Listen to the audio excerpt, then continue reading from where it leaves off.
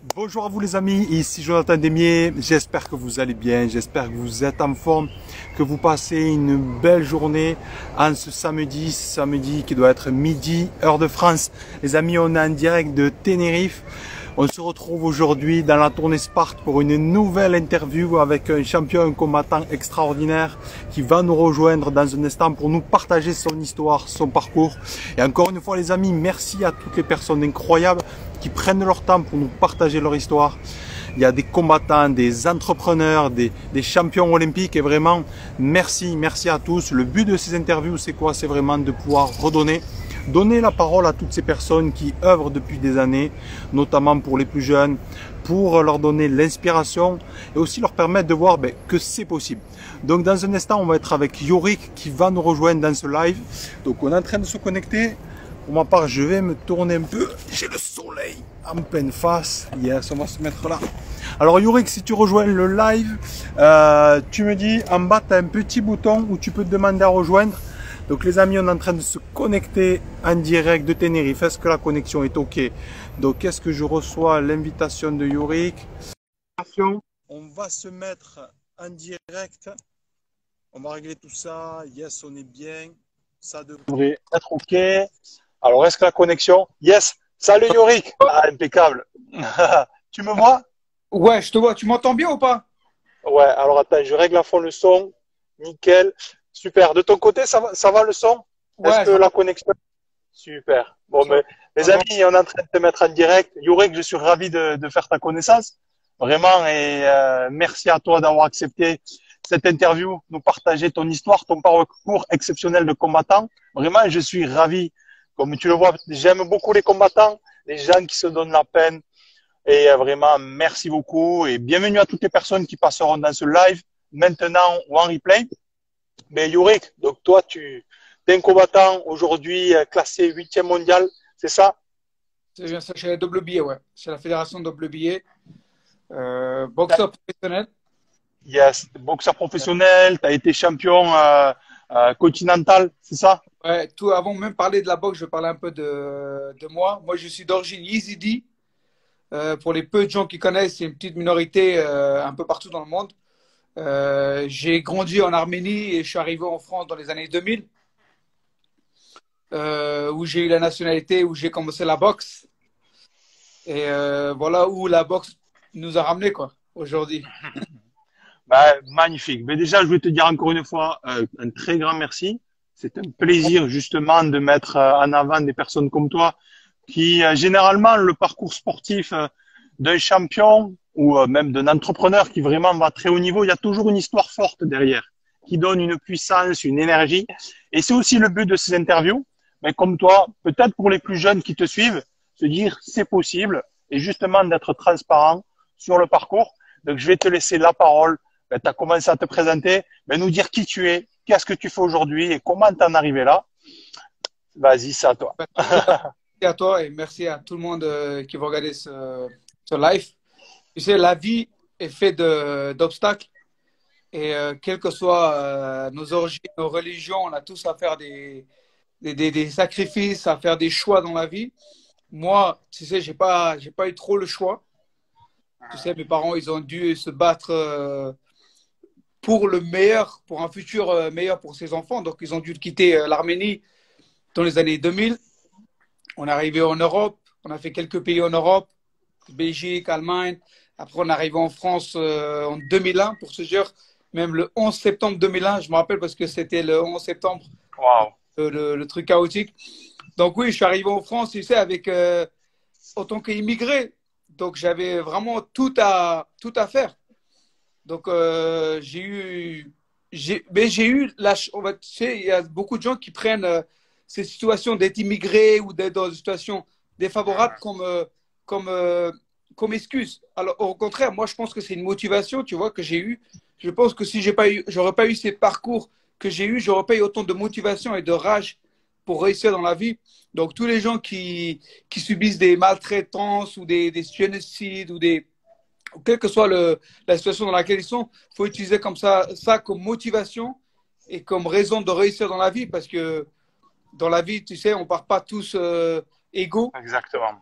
mais on est tous des humains On est tous on a tous deux mains, deux pieds, on a un cerveau tous. Tout est la manière de voir la vie et de donner les moyens, quoi. Et moi, Wow. très tôt, je me suis mis dans la boxe, pas parce que j'aimais la boxe, hein, vraiment. Je me suis mis dans la boxe parce que c'était un moyen d'apprendre à me défendre. Voilà, j'ai pas trop eu le choix. Mais dès le début, salut, ça va? Je me suis mis dans la boxe parce qu'à l'école, j'avais pas des problèmes, mais j'étais souvent affronté à des bagarres, tu vois, très jeune. Parce que quand on est jeune, on est un peu con, tu vois. Donc, j'ai eu affaire à ça. Donc, je me suis inscrit dans une salle de boxe juste à apprendre à me défendre, tout simplement. Et grâce à ça, j'ai vu que vraiment la boxe, ça m'allait comme un gant. Sans même vouloir en faire un métier, hein. C'était vraiment juste une passion et j'aimais ça. Et petit à petit, j'ai commencé à avoir beaucoup d'expérience en si peu de temps. Donc, je crois que c'est en 2 ou 3 mois, j'ai fait le challenge de premier round. C'est vraiment la première compétition amateur en France. J'ai fait avec zéro combat. Mon coach m'a dit, écoute, Jurek, je pense que tu as les capacités physiques et mentales de le faire, même si tu n'as pas la technique encore. On va te mettre dedans pour avoir une expérience. J'ai dit, vas-y, coach. Si tu dis que je suis prêt, je suis prêt. Je suis parti, je suis le seul arrivé en finale avec un mec très, très compliqué à boxer, avec beaucoup d'expérience. C'était une bonne expérience. Et après ça, j'ai fait les championnats d'Île-de-France. J'ai fait 2 combats. Je me suis fait éliminer en demi-finale. Après ça, j'ai eu une opportunité grâce à mon club qui s'appelle le ME Boxing, qui est situé à Emranville dans le 77. Et j'ai eu une opportunité d'aller aux États-Unis. Donc, Wow. imagine-toi un jeune de banlieue dans le 77 qui se retrouve à New York. C'était incroyable, tu vois. Donc, j'ai eu cette opportunité, j'ai eu cette chance de pouvoir aller aux États-Unis pour découvrir la boxe. C'était même pas pour aller pour devenir boxeur, hein. C'était vraiment un découvert que mon coach m'a ramené avec lui parce qu'il avait des connaissances aux États-Unis. Donc voilà, c'est comme ça que tout a commencé, quoi. Wow. C'est vraiment... Extraordinaire, extraordinaire. Ben, je vais faire une petite pause justement déjà pour te dire félicitations à toi. J'aime beaucoup ta philosophie et c'est extraordinaire quand on rencontre des personnes comme toi qui ils sont devenus des champions, oui, sur le ring, mais aussi en dehors du ring. Et ça, pour moi, c'est la plus belle construction et le plus bel exemple que l'on peut donner de notre vie et pour les jeunes, etc. Donc, un immense bravo. Ton histoire, ton parcours est extraordinaire. Je suis ravi aujourd'hui que d'être ensemble, d'entendre ton histoire incroyable. Donc, pour revenir, donc tu nous dis voilà, vous arrivez en France, donc c'est compliqué, etc. Et comme tu dis déjà, tu développes cet état d'esprit. Et je pense que c'est là que tout se fait en fait. Quand on prend cette décision de se dire ouais, peut-être je suis dans la merde, peut-être c'est difficile, mais qu'est-ce que je vais faire? Est-ce que je vais me laisser abattre ou est-ce que je vais en faire une force? Et avec cet état d'esprit, cette décision que tu as prise, ça t'a mené après. Ça t'a ouvert ces portes de la boxe, etc. Et donc, tu nous as dit, tu commences la boxe, tu as des qualités. Au début, c'est pour te défendre. Au début, ben, tu t'apprends, tu te renforces, on t'offre une opportunité, tu commences à gagner, tu pars aux États-Unis. Et qu'est-ce qui se passe dans ta tête? Justement, déjà, quel âge tu as à ce moment-là quand tu te retrouves aux États-Unis? Qu'est-ce que tu te dis là? Bah, déjà, si on part dans le principe où j'ai commencé très tard, j'ai commencé à 16 ans. Donc, j'ai commencé à 16 ans. En un an, je me retrouve à New York. Donc, en un an, toute ma carrière en fait en France, c'était un an. En fait, c'était un an de boxe. Et après, je suis arrivé à New York en 2011. Je dois avoir 18 ans. Tu sais, tu as 18 ans, pour moi, c'est comme si j'étais à Disneyland. Tu sais, tu arrives à New York, tu n'as rien à faire. Donc, pour moi, c'était vraiment. Je m'étais donné un an.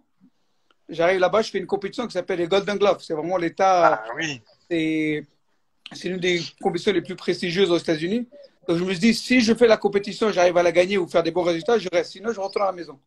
Donc, je n'avais rien à perdre. Donc, je fais la compétition. Je crois qu'il y avait 7 ou 8 combats pour avant d'arriver en finale. Donc, je fais 7 combats. Je me qualifie. Déjà, incroyable. Je me trouve en finale. Donc, le final, c'était la dernière année où la finale des Golden Gloves passait à Madison Square Garden. Donc, imagine-toi, Le mec, le petit jeune du 77, il arrive Énorme. en 1 an à faire une finale des Golden Gloves à Madison Square Garden à New York. Donc, et je me rappelle ce jour-là, j'appelle mon père et mon coach, je dis écoutez, prenez vos billets. Mais déjà, moi, c'est bien pressé, tu vois, déjà parti de rien et d'arriver là. Et à partir de là, on a fait la finale. Je suis arrivé deuxième. Malheureusement, j'ai perdu le combat. Pas parce que l'adversaire était meilleur que moi, mais parce que j'étais pas de nationalité américaine. C'est-à-dire que même si j'aurais gagné la compétition, j'aurais pas pu participer ou faire l'équipe nationale. Donc, pour les juges, pour le tournoi, en fait, il n'y avait aucun sens que moi, j'ai gagné le tournoi. Si tu veux, c'était vraiment politique autre chose. Et à partir de là, j'ai eu l'opportunité de tourner professionnel. J'ai eu donc la personne qui nous a pris là-bas aux États-Unis, qui était Simon Bakindé, le meilleur ami de mon coach, Malek Ikenash, qui était de France. Donc lui, il nous a pris sous ses ailes, nous a aidés, nous a développés. Il nous a même trouvé des gens pour manager notre carrière, parce que comme tu connais un peu le milieu de la boxe, sans manager, c'est très compliqué. Donc on a eu un manager qui nous a suivis dès le début, vraiment. Et parce que, grâce aux résultats qu'on a eu aussi, il nous a pas fait. parce que C'est pas bénévolat, c'est clair, mais un potentiel. Voilà. On a montré que voilà, on avait des potentiels et il y avait de quoi nous faire confiance. Et là, on a tourné pro de 2011 à 2015. On a fait plein de combats amateurs, on a fait des compétitions, on a été au Porto Rico, Jamaïque, tous les États-Unis, on a vraiment boxé un peu partout pour avoir de l'expérience. Et puis on est tourné pro en 2016, fin 2015-2016. Mon premier combat, je me rappelle encore, je boxais à Boston. Pour ceux qui connaissent Boston, c'est la ville des Irlandais. C'était le jour des Irlandais contre un Irlandais chez lui. Donc, j'étais pas. À la base, j'étais parti pour perdre. Mais moi, je savais que il a fallu un challenge en professionnel pour démarrer ma carrière de la meilleure manière possible. Donc, je suis parti à l'extérieur, j'ai boxé ce mec-là, j'ai gagné chez lui, unanimiste, vraiment sans aucun doute. Le mec, je l'ai battu. Et là, j'ai commencé à enchaîner les combats. J'ai fait mon deuxième combat professionnel à Philadelphie, à la undercard de Cal Plant. En plus, il boxe ce soir, Cal Plant. Et moi, je suis arrivé Showtime. T'as le main event, c'est Cal Plant, il boxait, c'était un truc de fou. Je suis rentré direct dans le milieu de la boxe à l'américaine. Ouais. Ce qu'on voit nous en France, et moi dès mon deuxième combat, j'ai eu affaire à ça en fait.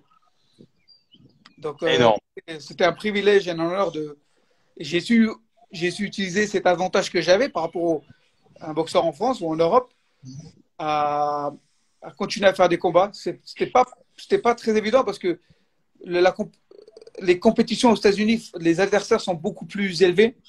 C'est vraiment des combats très très intenses. Je boxais à une catégorie plus haut parce que je faisais des combats plus souvent, donc je ne pouvais pas autant perdre de poids.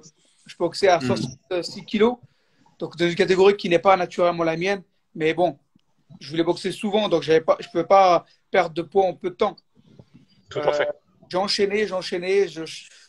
J'ai réussi à avoir, je crois, 13-14 combats. Et après, en 2018, j'ai commencé à enchaîner les ceintures.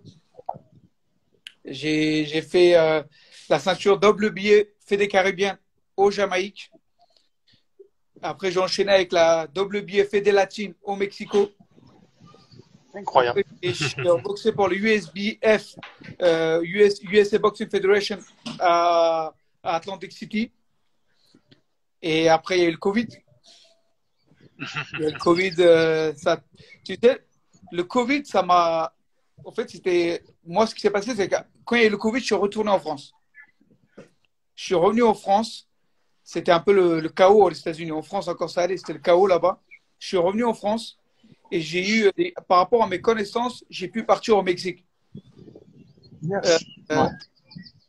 Grâce à mes frères, mon petit frère Sacha Mamedov et mon grand frère Souri Mamedov et un bon ami Alexandre Dragovic, ils m'ont aidé. On s'est mis ensemble tous les quatre et on est parti au Mexique. Pendant que le monde était à l'arrêt, moi je boxais au Mexique. J'ai fait 4 combats dans l'année. Pendant le Covid, j'ai fait 4 combats. Donc, temps mort pour pouvoir. C'était là où les ceintures étaient valables. Enfin, valables. Ils étaient disponibles, les combats pour les ceintures. Parce que vu que personne boxait, les ceintures étaient vacantes. Donc moi, j'ai utilisé ça comme opportunité. J'ai boxé, j'ai pris les ceintures. Et quand on veut des revenus, ah bah, les ceintures, ils sont pris maintenant par Yuri Kamedov. Excellent. Et après, on est revenu en France. Et mon but, c'était de boxer en France. Mais je ne voulais pas juste faire un combat d'exhibition. Donc, mon premier combat, c'était pour la WBF continentale. C'est celle qui m'a permis d'être classé 8e aujourd'hui. Donc, maintenant, je suis champion continental WBA, ce qui me classe numéro 8 dans la catégorie des légers. Tu sais, Magnifique. quand tu regardes les classements des mecs, tu as des Devin Haney, Gervonta Davis, Lomachenko, qui sont juste à 3-4 places devant moi. Ça motive. Ah, c'est extraordinaire. Extraordinaire. Déjà, je te redis encore une fois, félicitations, ton parcours il est extraordinaire. Et surtout, tu montres un état d'esprit vraiment de champion. C'est ça, un état d'esprit. C'est-à-dire que même quand c'est galère, même quand il y a des situations compliquées, comme tu le disais par rapport au Covid, j'ai pas dit, bon, je vais rester assis, machin. Non, tu as cherché des possibilités à continuer, à avancer. Et ça, c'est juste extraordinaire. Parce que ce que tu as fait là, c'est par rapport au sport, à la boxe. Mais ça peut s'appliquer à n'importe quoi. On peut se dire, oui, mon activité, elle a arrêté ou quoi que ce soit, je fais plus rien. Non. Qu'est-ce que je peux faire pour continuer à progresser pendant que tout le monde est à l'arrêt? Comment je peux gagner du temps?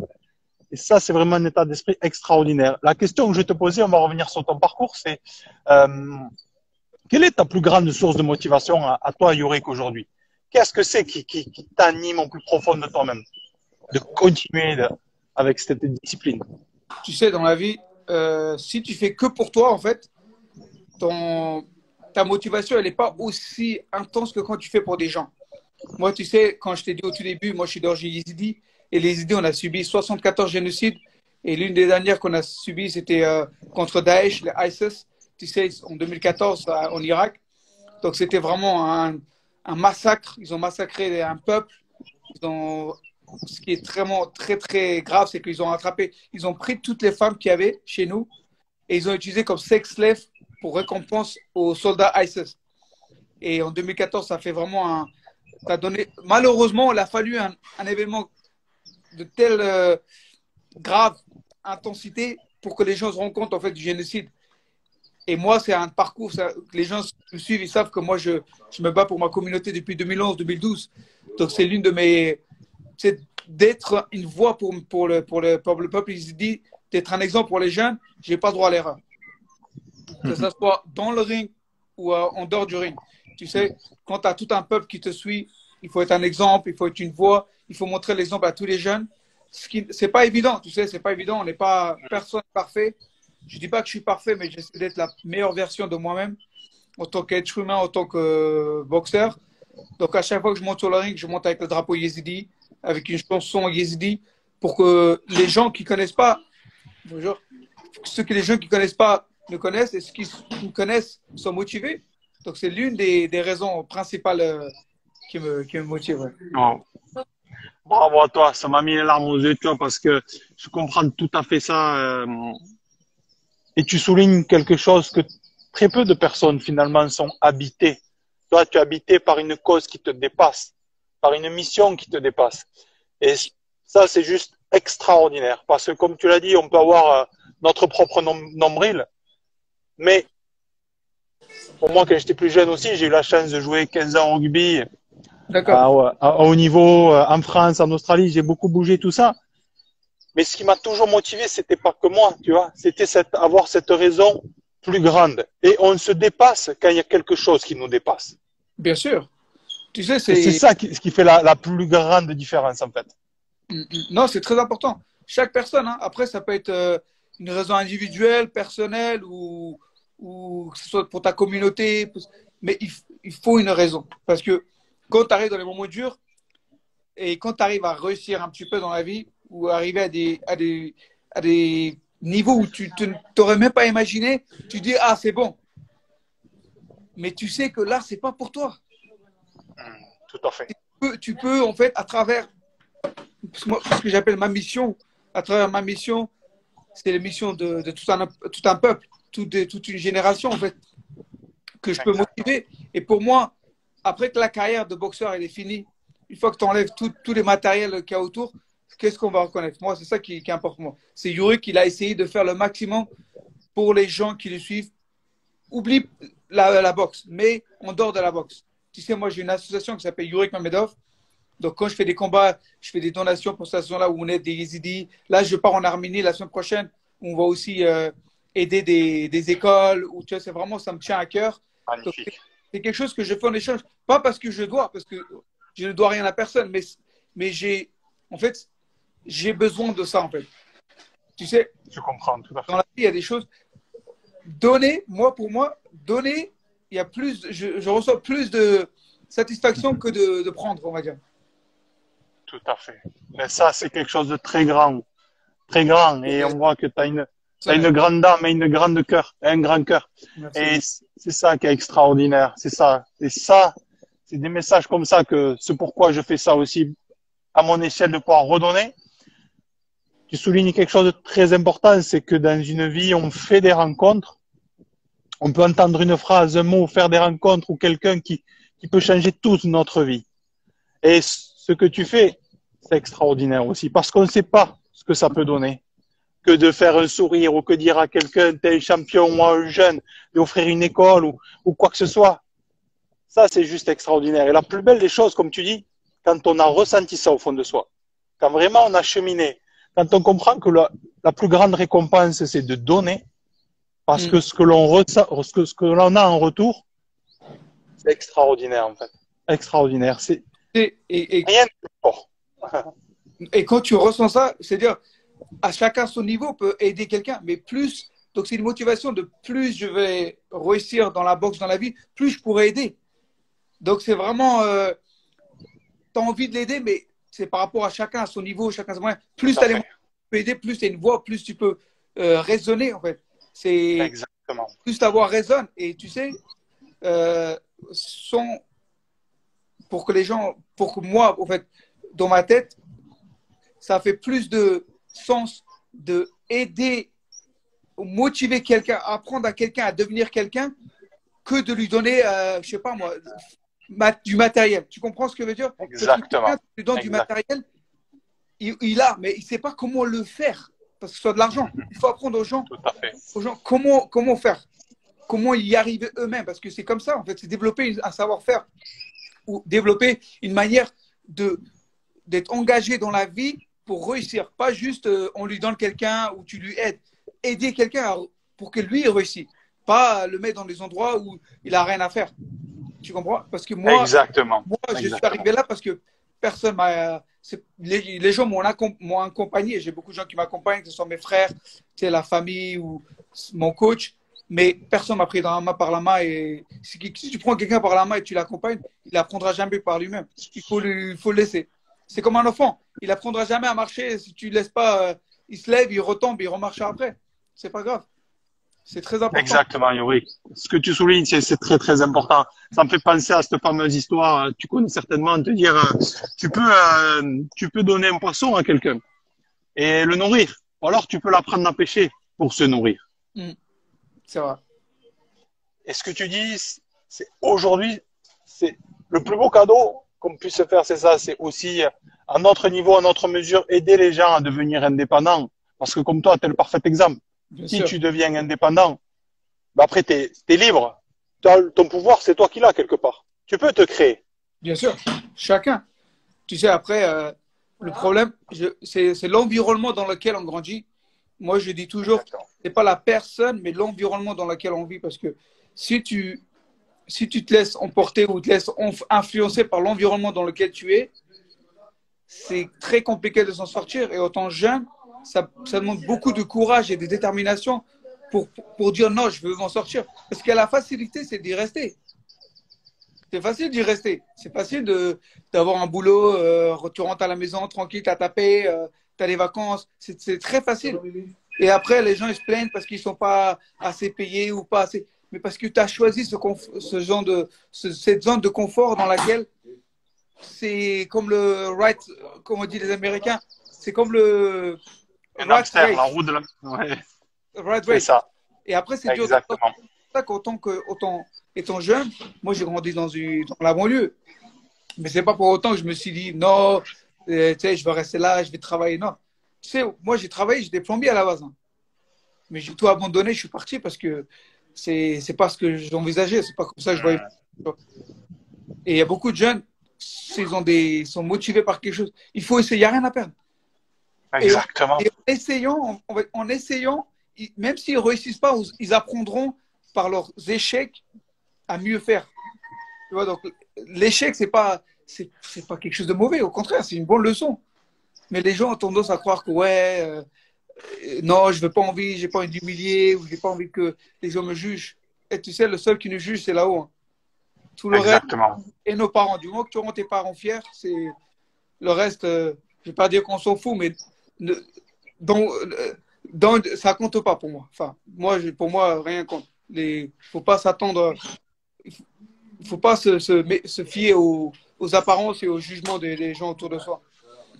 Ce que tu dis, Yorick, c'est extraordinaire. Et merci pour cette voix, pour ce partage d'un grand champion que tu es. Tout ce que tu dis, ça a un poids énorme. Tu soulignes des choses extraordinaires parce que c'est vrai que quand on prend un jeune ou qui que ce soit, ou de notre propre expérience, c'est vrai que on peut avoir un rêve, un objectif et se dire, OK, on donne tout. Mais on connaît aussi le poids de l'environnement, aussi bien positivement que négativement. Même s'il n'y a pas bon ou mauvais, mais pour moi, je vois l'environnement un peu comme un vent, tu vois. Le problème, c'est que si on n'est pas assez fort, ben, ce vent, il peut nous amener à l'opposé de où on veut, tu vois. Non, Et c'est justement ça, la question justement par rapport à ça. Pour toi, dans ton parcours, ta construction, est-ce que le fait, donc tu as montré, tu as décidé, ça pour moi, c'est la première des choses. Tu as décidé que tu allais suivre ça, que tu allais tout donner avec tes propres raisons. Est-ce que le fait d'avoir eu cet environnement qui t'a soutenu, quelque part qui t'a encadré assez jeune dans la boxe, est-ce que c'est ça, est-ce que ça t'a vraiment aidé à être où tu es aujourd'hui? Non, je pense ce qui est vraiment fondamental, c'est le fait d'être parti à New York, d'avoir été tout seul face à se débrouiller en fait. Je pense que si je restais en France, je sais pas si j'aurais pu m'en sortir du rat race, comme on dit. Tu comprends? Moi, Yes. donc j'ai su prendre l'opportunité de partir très tôt. Si aujourd'hui on m'aurait dit tu pars, je serais pas parti. J'ai fait très tôt, j'avais rien à perdre. C'est là en fait. Et d'avoir été à New York, c'est là où j'ai eu un entourage. Je me suis entouré des gens. C'est quand on te dit, dis-moi c'est qui les 5 personnes que tu côtoies, je dirais qui tu es. Exactement. Et tu côtoies les gens. Tu sais, quand tu étais autour des. Moi, je fais du sparring partner avec Joshua Vargas, Prime Time, Chris Colbert, il va boxer ce soir, undercard de Carl Plant. Tu étais avec Kid Chocolate. Tu sais, tu étais à côté des plus grands champions, tu es à côté d'eux. Tu les côtoies. Tu les vois pas. Ça te impressionne pas. Es comme, et tu mets des gants contre eux. Je te dis la vérité. Hein. Je ne veux pas dire qu'ils me cassaient la gueule ou je leur cassais la gueule. C'est du bon travail tous les deux, alors que c'est des champions.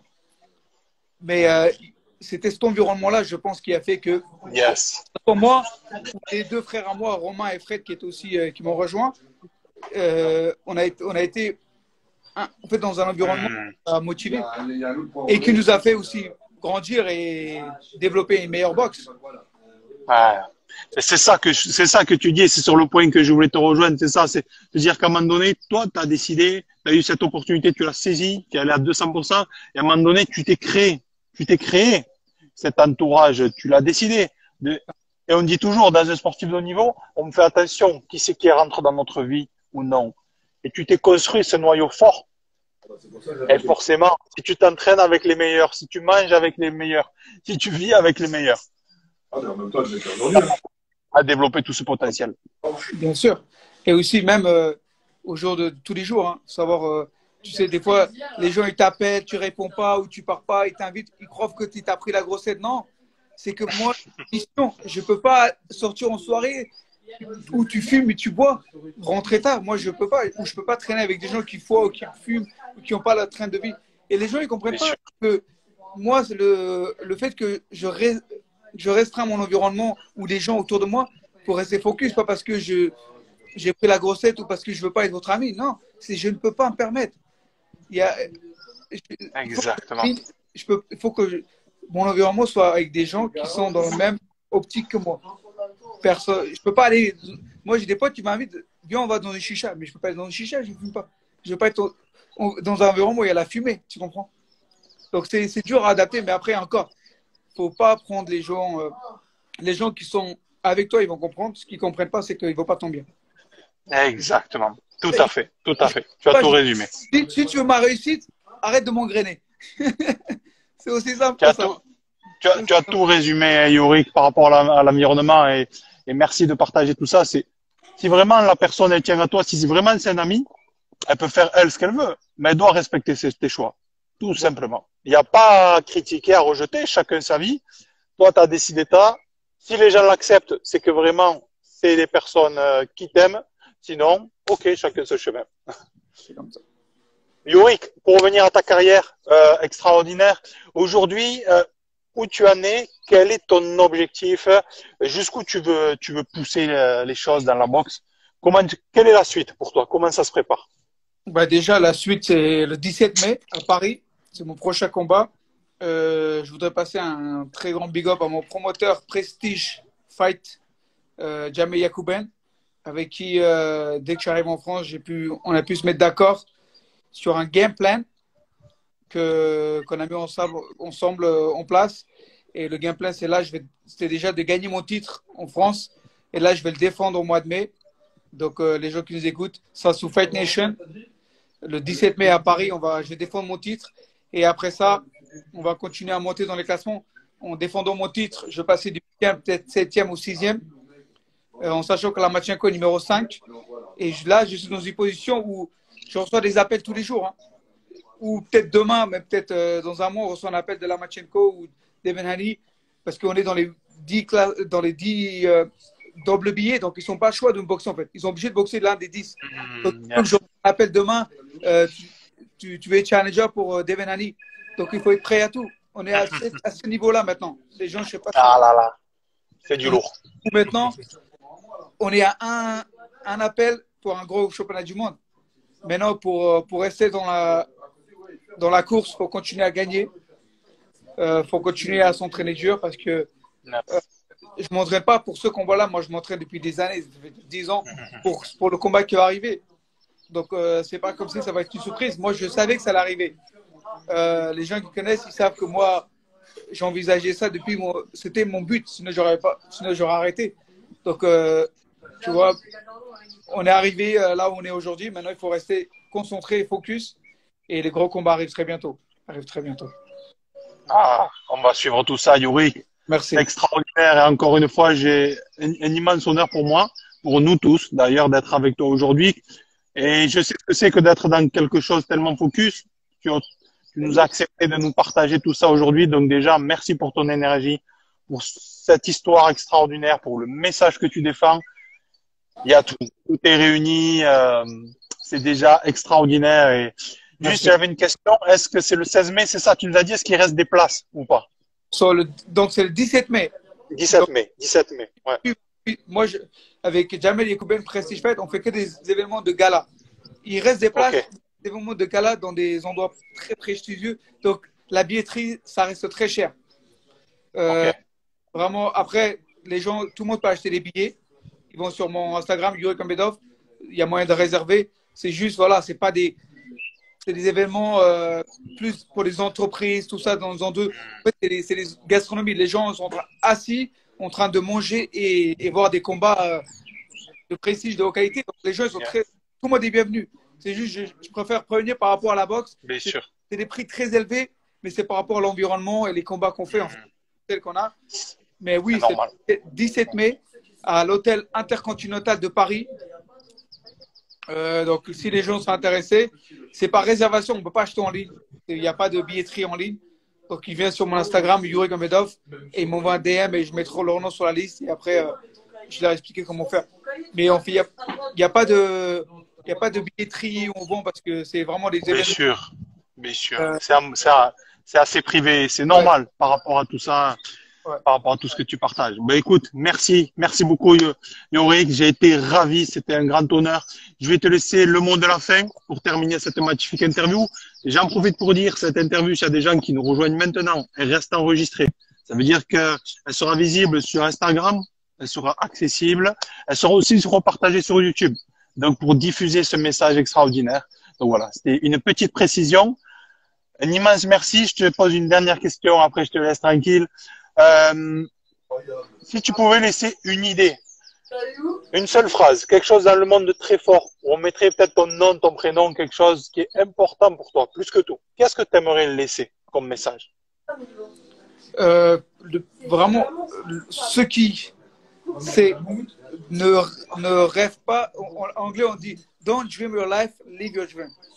Ne rêve pas ta vie, vis tes rêves. Quel que soit, même d'essayer d'arriver, déjà tu vas aimer ce que tu fais. C'est si on se lève le matin, si tu te lèves le matin et tu fais ce que tu aimes, tu ne travailles jamais ta vie. Tu es heureux et c'est ça que faites ce que vous aimez. C'est très important. Je sais que ce n'est pas évident, mais du moment que tu fais quelque chose que tu aimes, tu vis un rêve. Et c'est ce que je souhaite à tout le monde. De vivre. Merci Yorick. On va rester sous cette phrase extraordinaire. Merci pour tout ce que tu incarnes. Force à toi. Les amis, soutenez Yorick. Abonnez-vous à son compte. Regardez tout ce qu'il fait. Un homme engagé vraiment avec tout le cœur, aussi bien sur le terrain, aussi bien sur le ring que dans la vie de tous les jours, sur le terrain aussi. Pour toutes les associations. Tu as aussi une association. Donc les gens que ça intéresse, vous pouvez contacter Yorick si vous avez envie de participer. Regardez tout ça parce que des gens comme lui, c'est juste extraordinaire. Merci à toi, Yorick. Merci à vous et merci à toi encore, frérot. À bientôt. À bientôt. Force à toi. Ciao, ciao. Ciao.